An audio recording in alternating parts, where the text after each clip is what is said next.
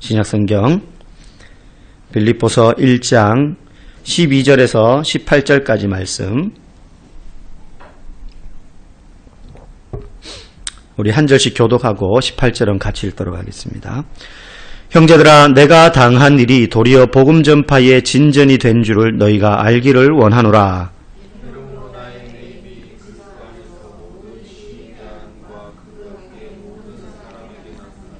형제 중 다수가 나의 매임으로 말미암아 주 안에서 신뢰함으로 겁없이 하나님의 말씀을 더욱 담대히 전하게 되었느니라.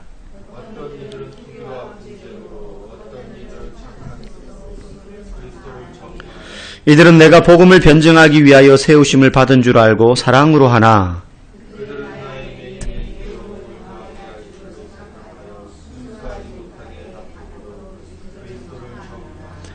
그러면 무엇이냐? 거칠애로 하나 참으로 하나 무슨 방도로 하든지 전파되는 것은 그리스도니 이로써 나는 기뻐하고 또한 기뻐하리라.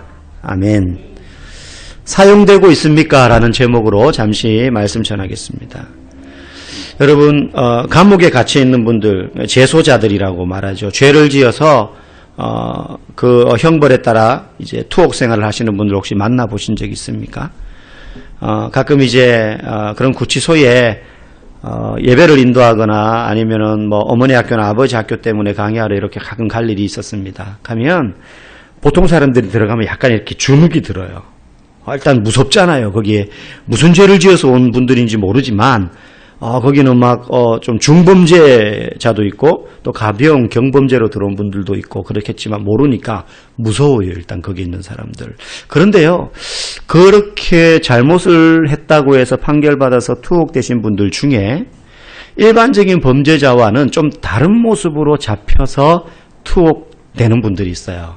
그런 분들이 어떤 분들이냐면 보통 소위 사회운동을 하시다가 갇힌 분들, 민주화운동 아니면 노동운동, 약자들을 위해서 자신들의 의견을 좀 강력하게 표출해야 하다 보니 할 수 없이 법을 어겨야 되는 높은 첨탑에 올라가가지고 단식 농성을 하시는 분들, 보통 그런 분들 내려오면 무슨 법, 집시법, 무슨 법 해가지고 걸려서 이렇게 몇 개월 징역 살거나 그런 분들이 있거든요. 또 학창 시절에 정권이나 아니면 어떤 부정부패에 대항해서 데모하다가 붙잡힌 학생부 간부들 이런 사람들이 있죠. 근데 그런 사람들이 뭐가 다르냐면요, 잡힐 때요 딱 묶여가지고 수갑 채워져서 가잖아요. 당당해요, 이 사람들은. 왜? 보통 죄수들은 요즘 다 가리지 않습니까? 마스크도 가리고, 이거 묶인 것도 요즘은 이제 인권 해가지고 수건 같은 걸로 가려주고, 모자 푹 눌러서 이렇게 가는데, 그렇게 하다가 붙잡힌 사람들은요, 잡히는 순간까지도 막 외칠 걸 외치고요. 나중에는 재판을 받으러 나올 때도 수위에다가 번호 딱 표찰 써진 옷을 입고 나오는데도요, 당당해요. 막 기자들 앞에서 웃기도 하고, 예. 우리가 아는 몇몇 유명 정치인들이나 사회 유력 인사 가운데도요, 과거에 그런 노동운동, 시민운동 하셨던 분들이 계시거든요.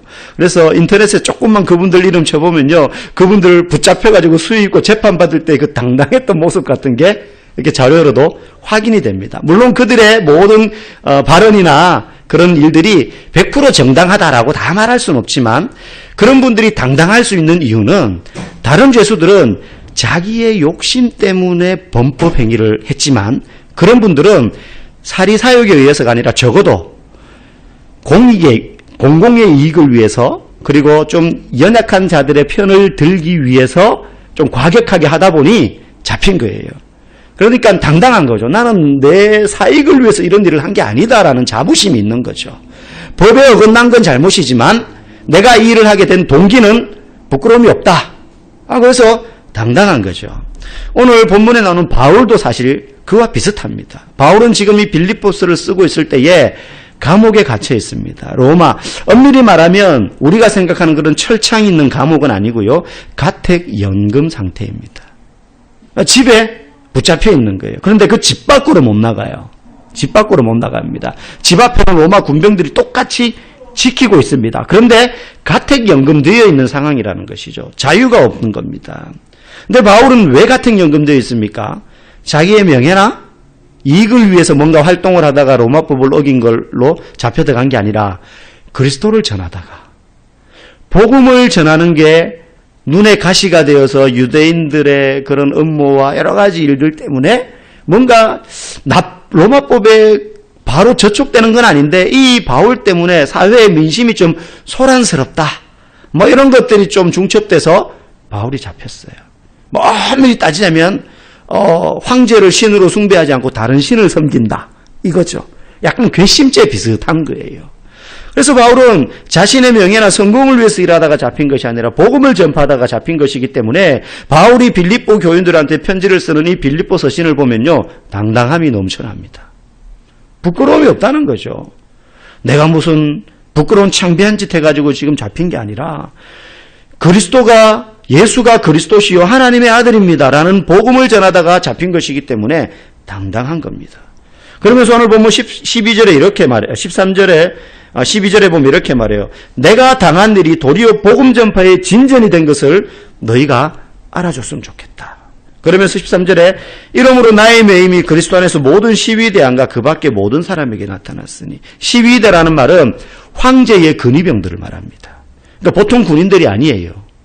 지금 바울이 말하는 내용이 뭐냐면 내가 지금 죄수의 신분으로 어쩔 수 없이 돼서 가택연금이 되어 갇혀 있는데 이게 오히려 복음이 더 전해지는 진보를 이루는 계기가 되었다는 겁니다. 아니 어떻게 감옥에 갇혀 있는데 자유가 없고 마음대로 복음을 전하지 못하는 상황인데 더 복음의 진보를 이루었느냐? 바울의 상황이 가택연금 상태에 있다 보니 일단은 그 바울을 지키는 군인들이 있었습니다. 계속 교대로 돌아가니까 여러 명의 군인들이 짝을 이뤄서 집 안팎을 지켰겠죠. 그런데 이즈음에는 바울에 대한 소문이 집 밖으로 넘쳐났어요. 왜냐하면 바울이 나가서 전도는 못하지만 바울의 명성을 듣고 찾아와서 바울과 대화를 나누었던 많은 로마의 귀부인들과 고위 인사들이 나가서 전하는 거예요. 그래서 그 소문을 듣고 바울 선생 이야기를 좀 듣고 싶습니다 해가지고 찾아오는 사람들에게 바울이 복음을 전했던 것입니다. 그러면 우리가 생각할 수 있는 게 그 사람들 중에 예수 믿는 사람들이 분명히 있었을 것이고 나중에 바울 서신서의 말미에 이렇게 누구에게 문안하노라 하는데 보면요. 로마의 귀부인들 이름이 나와요. 그러니까 남편이 적어도 로마의 장군이나 높은 직책에 있는 사람들이라는 거죠. 그런 사람들이 예수를 믿게 되었고 그리고 바울을 지키던 근위병, 시위대 군인들 중에서도 분명히 바울의 밤낮으로 바울 옆에 있으니까 그 복음을 주워 듣다가도 또 예수를 믿는 사람들이 분명히 있었다는 것입니다. 그러니까 어떤 의미에서는 바울은 나가서 전하면 당연히 더 잘 전할 수 있겠지만 지금 자신이 묶여있고 억압되어 있고 나가서 복음을 전할 수 없는 자유가 결박되어 있는 상황에 있음에도 불구하고 그가 할 수 있는 것 이상의 능력으로 복음이 전해지고 있다는 거죠. 이걸 바울이 나의 매임이 오히려 복음의 진보를 이루었다는 사실을 너희가 알았으면 좋겠다. 왜 이걸 알리려고 하는지 이유가 뒤에 나옵니다. 여러분 만약에 여러분이 크게 잘못하지도 않았는데 어떤 억울한 일을 당해서 투옥된다면 여러분 마음은 어떻겠어요? 사람이 무섭거나 맞아가지고 우는 적은 잘 없어요. 근데 억울한 일을 당하거나 서러우면 그렇게 눈물이 납니다. 여러분 그렇지 않습니까? 내가 지금 이 고생을 안 해도 되는데 저 사람 때문에 내가 덤탱했었다 이거예요. 그러면 그렇게 서러워서 눈물이 나요. 저희 집 애들도 가끔 그런 적이 그럴 때가 있어요. 자기들끼리 막 찌그덕 하니까 저희 애들이 맞아서 안 울어요 이제는. 하도 단련이 돼가지고. 예. 주한이마저도 제가 볼 때는 뜨끔할 텐데 싶을 정도로 엄마한테 쫙 맞는데 맞고 나서도 모르겠어요. 다른 사람들이 지켜보니까 못 우는 건지 몰라도 체면 때문에 맞고 나서도 아무렇지도 않다 이거예요. 맞아서는 안 울어요. 그런데 서러움 당했을 때 내가 잘못 안 했는데 막 혼날 때 그러면은 그렇게 애들이 막 서럽게 울더라고요. 어른들은 울다라기보다는 분노가 치밀어 오르죠. 그죠? 울지는 않지만 억울한 일을 당하면 분노가 솟아오르고 원망과 적개심이 생긴다는 거예요. 그런데 이게 시간이 흐르면 어떤 감정으로 변하느냐 하면 좌절하고 낙담해요. 스스로에 대한 실망과 자포자기하는 마음이 생긴다는 거죠. 우리는요. 조금만 일이 내 뜻대로 안 되거나 엉키거나 엉뚱한 방향으로 흐르면요. 덜컥 겁이 나요. 어떤 겁이 납니까? 이거 일이 잘못되면 어떡하지? 야 이거 일이 망치면 어떡하지? 이거 잘못되면은 큰 병 걸리는 거 아니야? 이거 사업 망하는 거 아니야? 그래서 세상 사람들은요, 보통 그렇게 일이 그르치게 되면 덜컥 겁이 납니다. 그래서 세상이 얘기하는 치유법이 뭐냐면 긍정적으로 생각하라는 거예요. 긍정적으로 생각해. 잘 될 거야. 아무 근거도 없지만 잘 될 거야. 지금의 그 두려움과 덜컥 겁이 나는 감정은 조금 뒤로 감춰. 일단 자고 나면 잊어버릴 거야. 좀 무뎌질 거야. 그거는 감정이 무뎌지는 거지 잘못된 일이 바로 잡힌다는 건 아니에요. 여전히 이런 문제가 있어요. 우리를 두렵게 하고 불안해하게 만듭니다.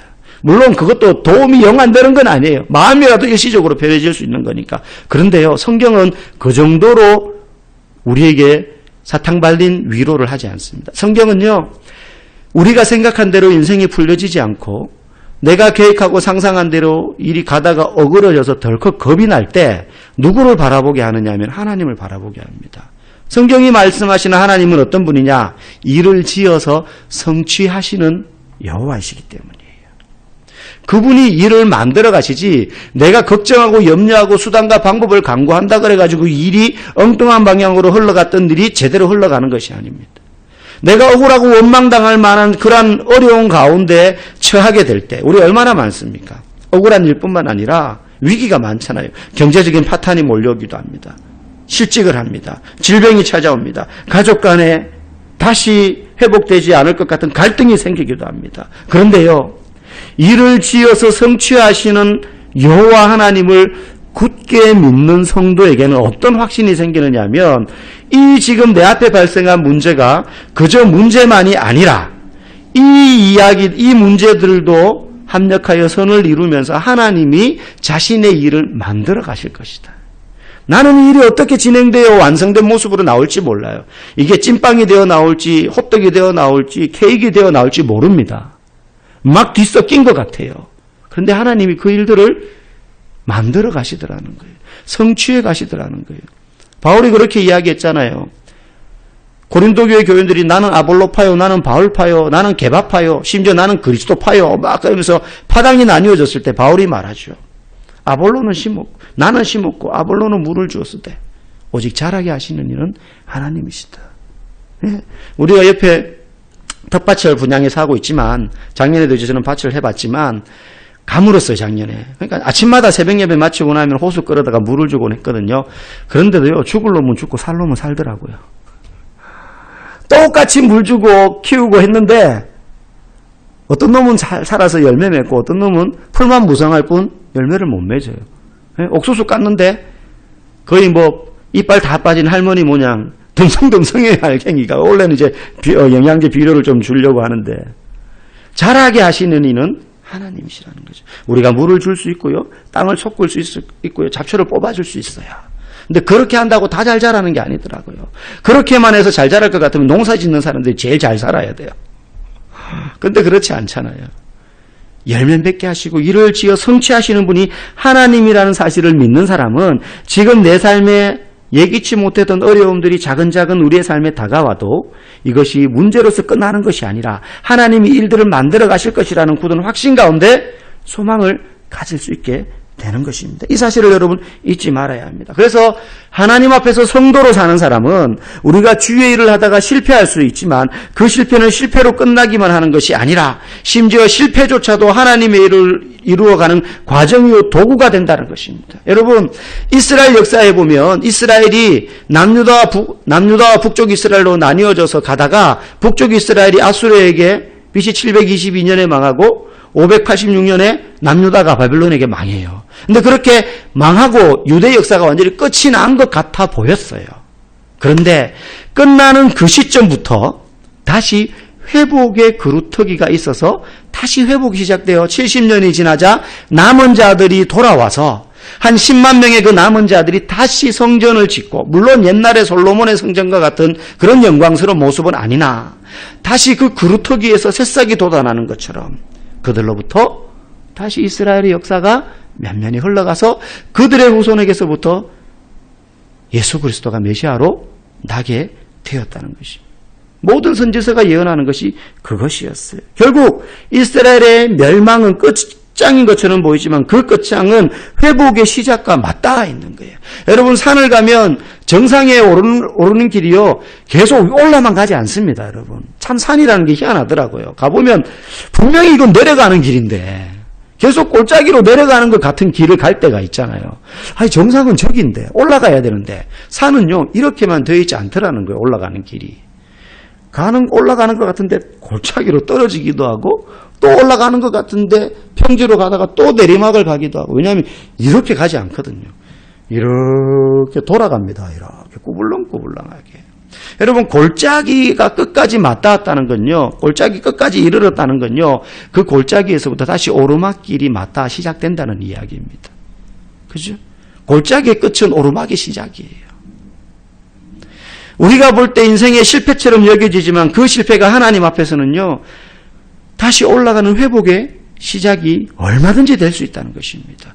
그걸 우리는 잘 모르죠. 우리는 잘 모릅니다. 시야가 좁으니까는.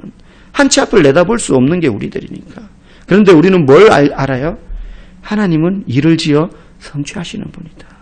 바울은 그걸 깨닫는 거죠. 내가 지금 감옥에 갇혀가지고 자유도 없고 그냥 막 용광로처럼 복음을 가슴에 담고 펄펄 끓듯이 복음을 전하던 사역자였던 바울이 자유를 잃어버리고 갇혀있는데도 불구하고 원망하고 한탄하고 이제 실패했구나, 끝났구나, 내 인생은 여기까지구나, 내 사명은 이제 끝장났구나, 이게 아니라 나의 매임이 오히려 복음의 진보를 이루었구나.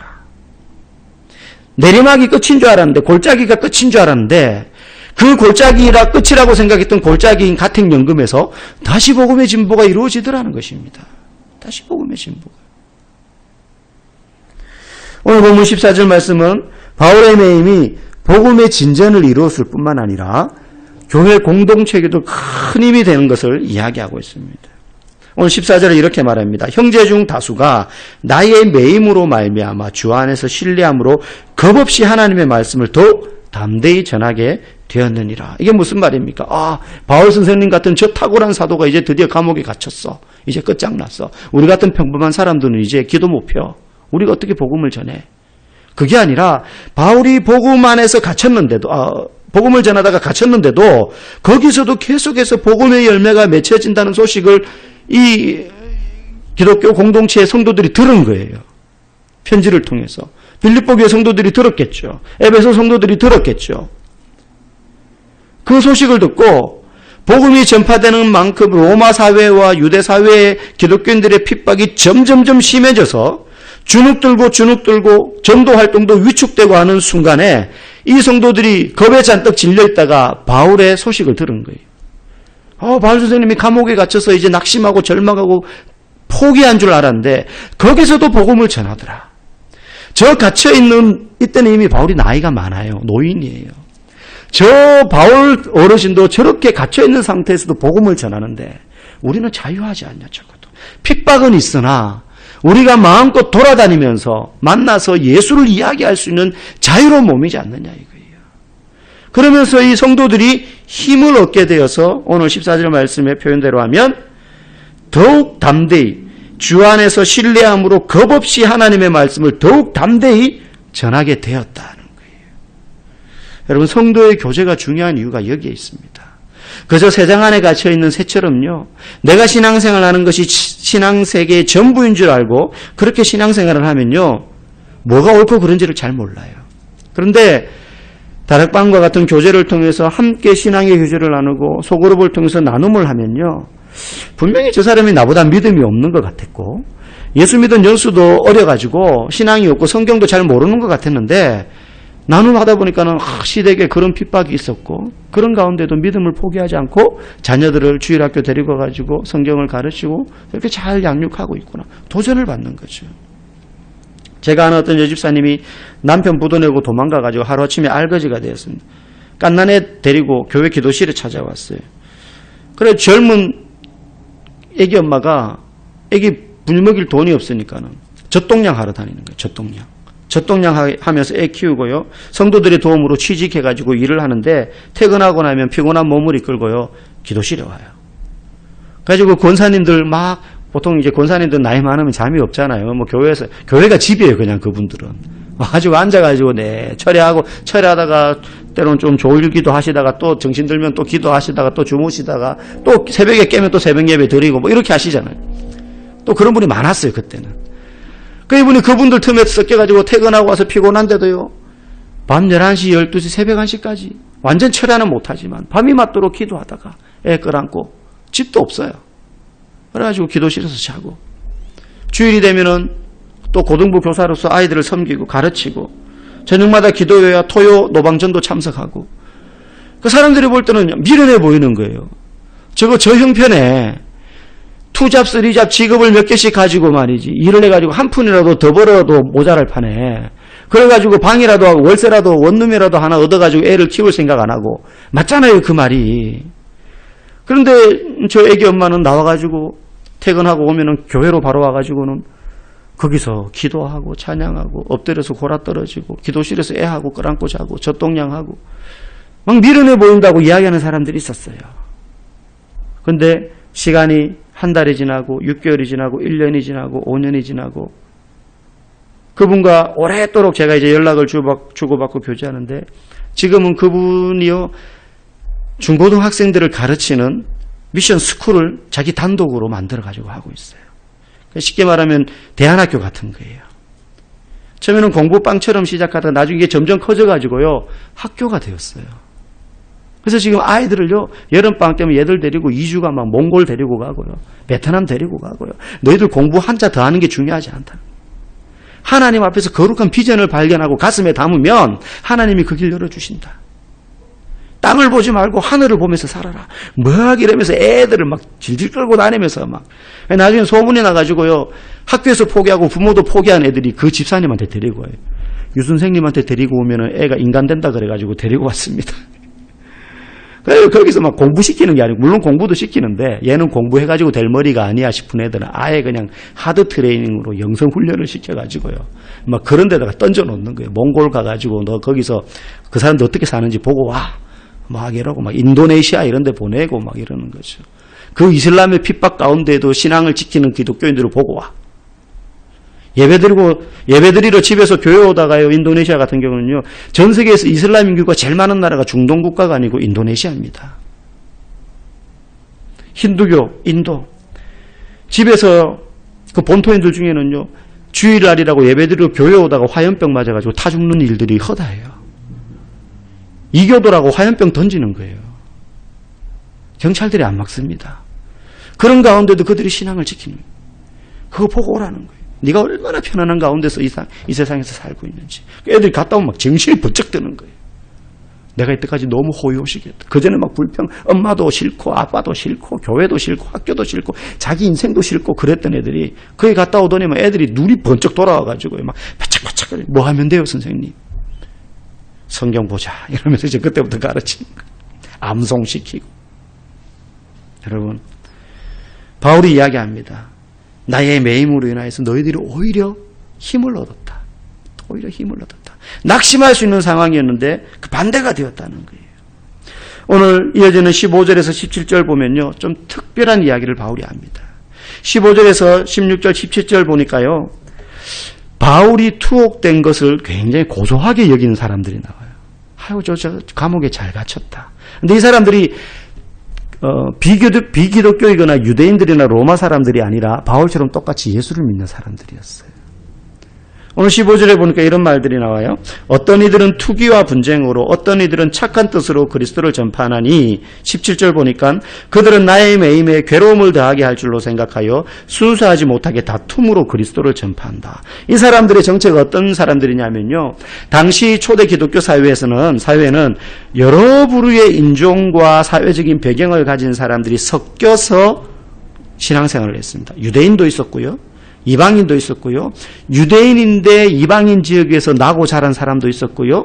이방인인데 유대교로 개종했다가 예수를 믿게 된 사람도 있었고요. 막 뒤섞여 있었어요. 그런데 이런 사람들이 지도자로 세워져요. 그런데 어떤 문제가 생기느냐 하면, 교회 안에 12사도 외에도 각 교회마다 이런 지도자들이 많았었는데 그들 중에 바울을 싫어하는 사람들이 있었어요. 사도라고 해서 모든 성도들이 다 좋아했던 게 아니에요. 특히 바울에 대해서 이런 다른 지도자들이 어떤 생각을 가지고 있었느냐 하면, 바울이 진짜 하나님의 사도 맞냐? 베드로, 야고보 같은 12제자들이나 사도지 바울은 사도 아니지 않냐? 의문을 제기하는 사람도 있었고요. 그래서 바울에게 계속 시비 거는 사람들도 많았고요. 바울보다 자기가 더 훌륭하다고 드러내고 싶은 시기와 질투심에 사로잡혀 있었던 지도자들이 꽤 많이 있었습니다. 경쟁하는 거죠, 바울과 함께. 좋은 의미에서 선의의 경쟁이지만 마음 한편에는 배알이 꼴리는 거예요. 다 바울 그러니까. 여러분, 약간 우스개 이야기지만 제가 있었던 은혜 동산교회는 그런 그게 없었지만 저 안산 동산교회나 사랑의 교회나 이름만 되면 알만한 큰 교회들 보면 거기도 제 후배도 있고 선배도 있고 동기들도 있거든요. 부교육자들이 경쟁과 알력이 얼마나 심한지 모릅니다. 서로 성도들한테 인정받으려고. 예? 우리끼리 이야기하지만 동산교회도 많았어요. 안산 동산교회도. 너 잘 아니까 이제 그런 이야기 하는 거예요, 이제. 제 후배도 있었고 동기들도 있었고. 제가 한 번은 제 학교 후배들인데 거기에 부교육자들로 있었는데 그런 이야기를 제가 알게 됐어요. 다른 교육자들 통해서. 제가 그래서 자기들끼리 학교 다닐 때 되게 친했었는데 분명히 동아리도 같이 하고 또 동산교회 가서 서로 모른 체 한다는 거예요. 이유가 뭐냐면 서로 같은 물이라고 찍히기 싫다는 거예요.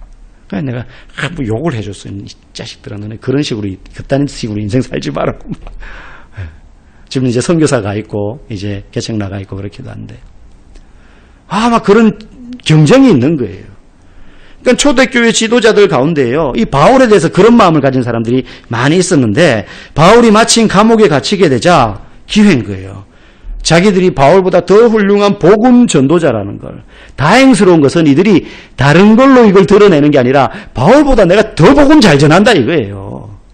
바울보다 내가 더 탁월한 전도자라 이거예요. 그러니까 바울이 감옥에 갇혀 있는 동안 바울은 이제 행동에 제한이 있으니까 이 사람들이 신이 나가지고 더 열심히 복음을 전하더라는 거죠. 그러면서 이렇게 생각하는 거예요. 17절 말씀이 무슨 뜻이냐면 나의 매임에 그들은 괴로움을 더하게 할 줄로 생각하여 순수하지 못하게 다툼으로 그리스도를 전파하니. 저 봐라, 하늘 높은 줄 모르고 천지 사방으로 뛰어다니면서 복음 전하던 바울이 감옥에 갇혔다. 얼마나 답답할까. 고소하다. 그러면서 우리는 뛰어다니면서 복음 전하는 걸 알면 바울이 얼마나 배가 아플까 이 이야기예요. 그러니까 더 열심히 전하자 이거예요. 바울 귀에 들어가도록. 참 재밌죠. 그런 사람들이 있어요. 그러니까 바울이 그 소식을 딱 듣고는 웃는 거죠. 웃으면서. 그들은 나의 매임이 그들의 열심으로 내가 더 고통받을 줄로 생각하고 열심으로 복음을 전하고 있다. 그런데 18절 말씀이 뭡니까? 결론적으로 거칠애로 하나 참으로 하나 전파되는 것은 그리스도니 나는 기쁘다. 이거예요. 오늘 본문 말씀. 이 사람들은요, 열심히 우리가 전도하면 바울은 더 괴로울 거야. 내가 나가서 전도해야 되는데 저 사람들이 내가 할 걸 다 하는구나. 그러면서 바울 같은 스타일의 사람은 얼마나 괴로울까? 이런 생각 막 했다는 거예요. 그들이 거짓 교사들이나 이단이나 이런 사람들 아니었습니다. 그들이 전하는 복음의 내용과 교리는 건전했어요. 잘 가르쳤어요. 탁월한 사람도 있었어요. 근데 그런 동기에서 시작하는 거죠. 내가 바울보다 더 훌륭한 전도자야. 저는 이런 사람들이 우리 교회에 더 많았으면 좋겠어요. 내가 저 사람보다 성경을 가르치고 사람들에게 복음을 전하는데 더 열심히 있는 사람이야. 이런 선한 경쟁들이 우리 안에서, 심지어 내가 이렇게 열심히 하면 저 사람이 배 아프겠지라는 마음을 가졌으면 좋겠어요. 우리 교회뿐만 아니라 모든 성도들이 오히려 열심히 있는 당신이나 전하세요. 은사 있으니 당신이나 하세요. 저는 제자리 지키는 은사만 있습니다. 그런 분들은 한 사람도 없었으면 좋겠어요. 여러분, 때로요, 성도들 간에 이런 선한 경쟁으로 복음을 전하는 분들이 있습니다. 한때 교회마다요, 단기 선교 열풍이 분 적이 있습니다. 그래서 방학 때만 되면은 학생들 데리고, 심지어 초등학생들까지도 데리고 전국의 교회들이 세계 열방을 향해서 짧게는 일주일, 길게는 한 달씩 단기 선교를 다녀오곤 했습니다. 혹 단기 선교 다녀온 것이 그 사람이 믿음 좋은 사람인 것처럼 마치 확인도장 찍어주는 경향이 없지 않아 있기도 했지만, 단기 선교 한번 안 다녀온 사람은 자기 앞가림에만 몰두해서 사는 세속적인 성도처럼 여겨지는 경향도 없진 않았지만, 그럼에도 불구하고 단기 선교가 계속 권장되는 것은 짧게 그렇게 다녀온 사람들 중에요, 1년 장기 선교사 내지는 자기의 전생애를 선교사로 헌신하는 사람들이 또 나왔기 때문이에요. 그러면서 그들이 그렇게 선교사 훈련을 받고 단기로 다녀오면서요, 적어도 영혼에 대한 하나님의 마음을 가지고 사람을 바라보기 시작하고 자기가 있는 삶의 자리에서 복음을 전하여 영혼을 구원하는 것이 얼마나 중요한 일인지를 깨닫게 되는 돈으로 살 수 없는 영적인 경험들을 그들이 했다는 거예요. 복음에 대한 열정이 때로 시기심과 질투에 의해서 시작되더라도 그들이 그리스도를 전하는 열심과 방법이 정당하고 올바른 그리스도를 전하기만 한다면 그것은 하나님 나라 차원에서 이득이 되는 일이지, 바울이 또 거기에 시기심을 느껴가지고 저것들이 내가 갇혀있는 동안에 나보다 더 열심히 복음 전해? 이럴 필요 없는 거죠. 박수치고 환영할 일이라는 겁니다. 복음 전파를 위하여서 로마 총독이나 이방인 장사치 루디아 같은 여자도 쓰시는 분이 하나님 아니십니까? 우리 안에 복음에 대한 선한 열정이 차고 넘치는 것은요, 결코 나쁜 일이 아닙니다. 때로 그 방법이 좀 투박할 수는 있어요. 좀 거칠 수는 있어요. 그러나 우리 안에 그 열정이 없어서 냉랭한 것보다는요, 10배, 100배 나아요. 마지막 18절은 그럼에도 불구하고 그런 이유 때문에 바울은 기뻐한다. 나는 그래서 기쁘다, 오히려 내가 갇혀 있으니 다른 사람들이 더 열심히 복음 전하지 않냐. 그러니까 얼마나 다행스러운 일이냐. 이게 사실은 바울이 깨달은 진리였어요. 하나님은 우리의 열심과 능력의 탁월함 때문에 우리를 쓰시는 것이 아닙니다. 하나님은 어떠한 방법으로든 진리에 부합하는 복음이 전해지기만 한다면요, 젖먹이 어린아이와 같은 입술도 쓰시는 분이십니다. 여러분, 능력 있는 사람이 쓰는 거 아니에요. 쓰임 받는 거 아니에요. 쓰임 받겠습니다라는 순종된 그릇이 쓰임 받는 거죠. 여러분, 의외로 많은 사람들이요, 굉장히 별것 아닌 것 때문에 은사를 가지게 되고 그걸 하나님을 위해서 쓰게 되는 걸 봅니다. 저도요, 기타를 처음 배운 게요, 아주 사소한 개인적인 이유 때문에 기타를 배운 거예요. 중학교 3학년 때 교회 형들 보니까 기타 치는데 너무 멋있어 보여요. 그래가지고 저희 막내 고모가 쓰던 클래식 기타 그거 시골에 있는 거 받아와가지고 혼자 방에 쭈그리고 앉아가지고 이렇게 악보 펴놓고는 뭐 코드도 아무도 안 가르쳐요. 그림 보고 이게 C코드, 왜 C코드인지도 몰라요. 막 무조건 연습하는 거예요. 그래서 한 곡을 한 달 만에 걸려 뗐어요. 그리고 막 했어요. 그러니까 저 좋으라고 기타 배운 거예요, 저는. 막 노래 부르고 하니까 너무 좋은 거죠. 그러다 보니까 찬양인도 하래요. 그래서 고등부 때부터 찬양인도를 했는데 목사가 된 지금까지 찬양인도를 하고 있습니다. 전 찬양 사역자가 아니에요. 찬양 사역자의 꿈도 없었고 하나님도 또 그렇게 쓰시더라고요. 저는 목사가 되기에 여러 가지 은사적으로 부족한 사람이에요. 말하는 걸 못하고 사람 앞에 서는 거 두렵고 내성적이고 소위 말해서 쑥기도 없는 그런 사람이었어요. 네. 제가 어릴 때부터 피부가 까매가지고 앞에 나가면 얼굴이 시뻘개지는 게 표시가 안 나서 담대한 것처럼 보였지, 막 얼굴이 화끈화끈거렸거든요, 사실 앞에 나가면. 그런데 제가 이렇게 강단에 서서 복음을 전하는 목사가 될 줄은 정말 몰랐어요. 어떤 사람 하나님 쓰십니까? 바울 같은 탁월한 능력자 쓰시기도 하시지만 이름 없는 수많은 사역자들을 바울 대신에 또 바울이 쓰임받지 않는 동안 또 쓰시더라는 거예요. 우리에게 아무런 능력이 없을지라도 그리스도야말로 내 삶에 가장 의미 있는 분이시고 이분을 전하는 것이야말로 가장 가치 있는 인생의 사명이라는 것, 내 삶을 가장 아름답게 쓰는 것이 바로 그렇게 쓰임받는 거라는 사실을 아는 사람은 하나님이 그 사람의 것을 쓰시되 그 사람이 가지고 있는 것만 쓰시는 것이 아니라 하나님이 가지고 있는 것으로 쓰시는 줄 여러분 믿으시기 바랍니다. 예수님은 그야말로 많은 것을 가지셨던 분입니다. 모든 것을 가지셨던 분입니다. 여러분, 복음서를 가만히 보면요, 예수님은 말씀 한마디로 질병을 고치시고 귀신을 내어 쫓으시고 축사하셔서 수천 명을 먹이시고 바다를 잠잠케 하시는 능력과 어떤 탁월한 지혜자와 이야기를 해도 이길 수 있는 지혜가 있는 분이셨어요. 그런데요, 그 능력을 예수님은 자신을 위해서 단 한 번도 사용하신 적이 없어요. 축사하셔서 물고기 2마리와 떡 5덩이로 남자 장정만 5,000명이 되는 인을 먹이셨지만 정작 자신이 배고플 때는 미리삭을 까불러서 먹었어요. 돌을 떡덩이 되게 할 권세가 없으셨습니까? 그러나 사람들이 굶주릴 때 예수님은 축사하셔서 굶주림을 면하게 하셨지 자기가 배고플 때 그 능력을 쓰신 것이 아니에요. 수많은 병자들, 연약한 자들이 예수님께로 몰려왔을 때 외면치 않으시고 이방인 여인까지 다 고쳐주셨어요. 안식일의 규례를 어기면서까지 다 고쳐주셨어요. 그것 때문에 유대인들이 따라다니면서 시비 걸 걸 아시면서도 고쳐주셨어요. 그런데 자신을 위해서는 그렇게 쓰시지 않으셨어요. 그리고 그 절정은 십자가를 지실 때였어요. 예수님은 모든 것을 하실 수 있는 분이셨습니다. 십자가를 굳이 지지 않고 대중들의 지지를 받아가지고 왕으로 등극하면서 로마의 권력에 대항할 수도 있는 분이셨어요. 나귀를 타고 입성할 때 다 왕이라고 외쳤어요. 다윗의 자손 예수여, 호산나 호산나, 우리를 구원해달라고. 그 구원이 뭡니까? 다윗의 혈통인 당신이 왕이 되어서 우리를 로마로부터 구원해달라는 것이었잖아요. 그걸 받아먹기만 하면 될 정도였고, 그렇지 않더라도 예수님 혼자서라도 그런 일을 할 수 있는 능력이 있었고, 그걸 보고 제자들은 칼을 품고 쫓아다녔습니다. 언젠가는 혁명을 일으키리라. 그런데 예수님은 모든 것을 하실 수 있었지만 정작 자기가 그 고통 가운데 십자가를 질 때조차도 전혀 그 능력을 쓰시지 않았습니다. 마치 성경이 표현하기를 도살장에 끌려가는 아무런 힘없는 저항할 능력이 없는 어린 양처럼 끌려가셨어요. 어린 양처럼.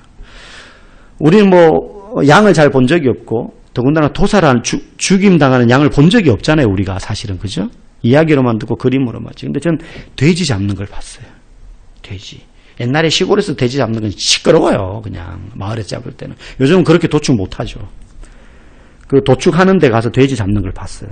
때로 몰아놓고요. 통로를 딱 막고 오갈 데 없이 해놓고 잡는데요. 꽤 이런 소리도 안 들립니다. 그냥 쇠꼬챙이 다리미 같은 거에 쇠꼬챙이 나가지고 훅 찌르면서 전기 쇼크로 죽여요. 감전시켜가지고. 꾹 소리도 안 나요. 그냥 훅 한 50마리 잡는데 한 20분도 안 걸려요. 훅 찌르면 푹 쓰러져요. 아무런 저항도 못해요. 오갈 데 없이 딱 가둬놓고 움직이지도 못하게. 예수님이 그렇게 죽으셨어요. 도살장에 끌려가는 어린 양처럼. 여러분, 바울은 자신이 감옥에 갇혔음에도 다른 이들에 의해서 복음이 전해지는 것을 보고 기쁘게 여긴다고 했습니다. 그런데 예수님은 그 정도가 아니라 자기 스스로가 무능력한 자가 되어서 모든 인간들이 억울하다고 여길 만한 상황에서도 침묵하시면서 십자가를 지는 죽음을 맞이하셨어요. 그런데 그렇게 함으로 복음이 전해지는 정도가 아니라 온 인류에게 구원의 메시지를 전해주셨습니다. 그에 반해 우리는 사실 아무것도 할 수 있는 능력이 없는 사람들입니다. 모든 것을 하실 수 있는 분이지만 아무것도 하실 수 없는 분처럼 죽으신 예수님을 우리가 한번 생각해 볼 때에 아이고 나는 요거 잘해, 너는 저거 잘해, 이거 다 도토리 키재기 하는 것뿐이에요. 오직 우리를 통해 복음이 전해질 수 있도록 우리를 써주시는 것만으로도 우리는 감사할 수 있을 뿐이고 매일매일이 그분이 사용하시는 정말로 유용한 도구와 손잡이가 될 수 있도록 우리는 기도할 뿐이죠. 그래서 그분이 쓰시기에 좋은 도구로 순종의 준비가 되어 있으면 얼마든지 그분의 크기로 저 여러분들은 복음을 전하는 일로 쓰임받게 되는 줄 믿습니다. 나는 말수가 적어. 나는 말을 잘 못해. 나는 성경 아는 게 없어. 여러분, 그거는요, 주변에 있는 것들이에요. 정말로 내가 주님께 쓰임받기를 원합니다. 라는 마음을 가진 사람은요, 쓰시는 분 마음대로 쓰십니다. 그분은 숙련된 목수시기 때문에 연장 탓하지 않아요. 저 여러분들이 그렇게 사용되어지기를 원합니다. 주님의 손에 붙잡힌 바 되어서 온전히 복음의 도구로 쓰임받는 저 여러분들 될 수 있기를 주의 이름으로 간절히 축복합니다. 함께 시간 기도하기를 원합니다. 말씀을 생각하며 주님, 저는 은사가 부족합니다. 노래도 잘할 줄 모르고요. 악기를 다룰 줄도 모르고 기도도 길게 못하고 말주변도 적어요. 그리고 저는 건강도 없고 물질도 부족하고 변변찮은 직업도 없습니다. 그런데 여러분, 그거 다 주님이 쓰시는데 아무런 장애가 되지 않습니다. 우리의 마음 중심이 주님 쓰시기에 합당한 심령으로 준비되기만 한다면 주님은 주님의 크기로 쓰십니다. 주님의 방법으로 쓰십니다. 주님, 나를 삶의 자리에서 그렇게 사용되는 복음의 도구 되게 하여 주시옵소서. 내게 주신 것들을 나의 개인적인 욕심을 위하여 쓰지 말고 주를 위하여 쓰임받는 사람 되게 해달라고 우리 말씀을 생각하며 기도하시고 또 내일 우리 콩나물 전도가 있습니다. 한내들 아파트 장날에 또 전도를 할 텐데 하나님 이 일을 통해 이한 아파트입니다. 이 일을 통해 또 복음이 전해지게 해달라고 그 외에 우리 교회와 또 우리 6월 12일 북미 정상회담 그리고 6월 13일 지방선거 나라 민족을 위해 교회와 개인을 위해 함께 기도하다가 돌아가시도록 하겠습니다. 함께 기도합니다.